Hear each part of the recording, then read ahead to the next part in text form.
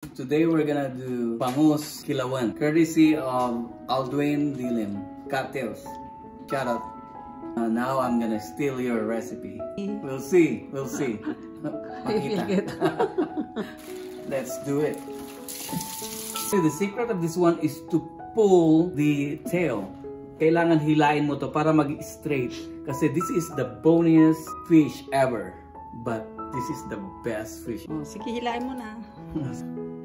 There you go. Rituokam nga ko na kita Ilocano. Rituok. We're gonna take out the tail and the head.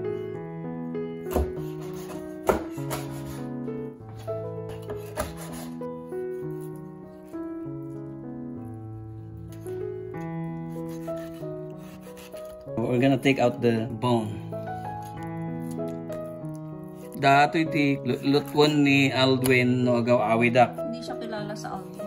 Tiwi. Cateos. Cateos. Tiwi. Para siyang lawyer pag Aldwin sinabi mo. Sir Aldwin. Still bangus.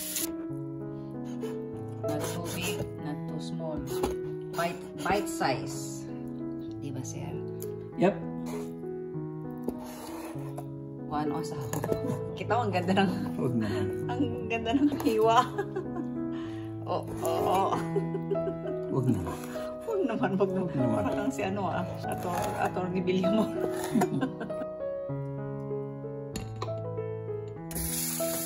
Okay.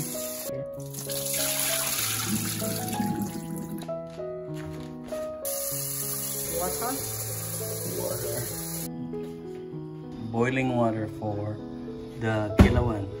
Hot jalapeno soaked in lime juice, onions, and ginger. Salt.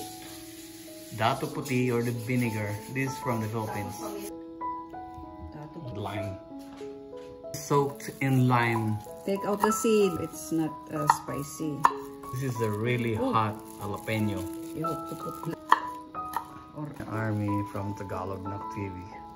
shout out sa mga walang magawa. Baka sabi mo naman sayang, di pa sa mata. Sayang chong. Nakakulo na, kulo. Kulo. Bubuhusan ko ngayon pa. Okay. Ayun, naku. Ayun na yung white niya. Yan. Pag nag-white na konti, yun, tama na.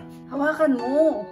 Mainit eh. At least mga 30 seconds siguro. Yan o, pumuti na nga Yan. siya. Okay na yan. Okay na yan. Ginger. Tapos, yung onion na. Lahat-lahat na. Lagay mo na lahat dyan. Sagana. Sagana. Tapos, i-mix mo muna yan.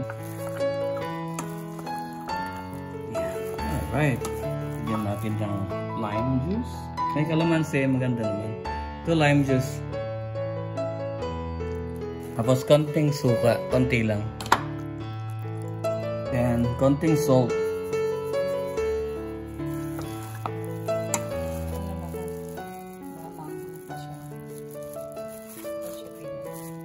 A little bit of black pepper. Let's try it. Man. Oh man. Nakakalimutan mo pa yung asawa mo. Ay, sige, mag-ulam ka yan araw-araw. Ang sarap talaga. Oh man, I can eat this all. Alright, here you go. Oh man. Champion. Pagpalit mo yung asawa mo sa bangus. Ayos. Hindi malayo yan, hindi malayo. Ayos okay. Yan. Nagbo-boil na. Ito yung talaga ulam. O yung Dami ulo na niyan. Dami naman. O tapos yung buntot, yun. Hihimayin mo yan mamaya, heart. Para kay Nalayan siya. Para ang sarap. Ato, sarap naman to. Oh, bihira lang yung makukuhang asawang ganito. Yun ang marunong magluto. Maganda. Kamali nga, ano ba? Isang beses ka na magkamali sa ng buhay mo. Ano nga? Yan o. Pwede na to. Hindi ka naman kukuha ng ganyang asawa. Maganda na. Marunong pang magluto. Ayan. Marites ba? Hindi naman nagmamarites. Ayan, pwede na to. Kanin. Alright. Ito na yung kanin. Kanin na lang, kanin. The best. Shout out, Kat Teos. This is your recipe now. Stole it from you. Inakaw ko ni Teos si Kuana. Recipe na.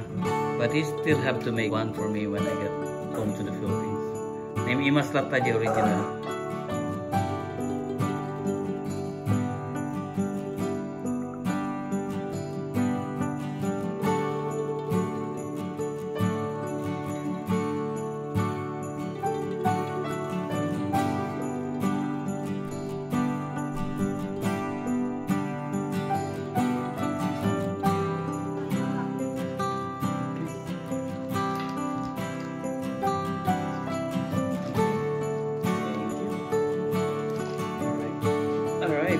White rice this time. Kamayan sa bahay. wala kasing kutsara eh. Kunin ko na to, yung ulo. Sa bagay ulo naman para. Oh, man. So good. Wala na naman tong bayat dito. Sino ba na ito? See. Oh, Ilawan, bangos.